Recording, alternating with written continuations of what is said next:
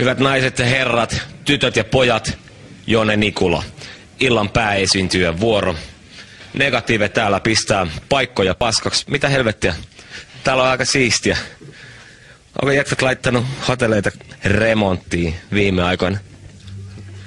Ei, me ollaan oltu kiltisti tällainen jouluja tulossa ja kaikkea. Mikä kuukausi on oltu kiltisti?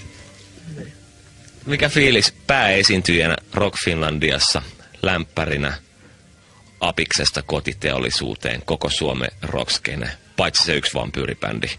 Onko, jännittääkö? No jännittää, hyvä fiilis kyllä.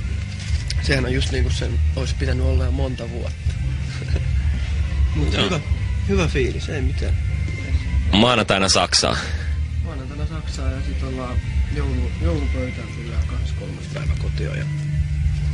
Uskallatko sanoa, että Saksassa on kivempi soittaa kuin tänä iltana Rock Finlandia yleisölle 5 minuutin päästä jäähallissa? No vähän nuo telkkaripläjäykset on vähän semmosia erilaisia, että siinä on se lisämomentti. No, mutta sama se on, missä sitä vetää. Kunhan on hyvä meininki. No vetäkää hyvin. Naiset ja herrat, tytöt ja pojat ja Jone Nikula, Negative.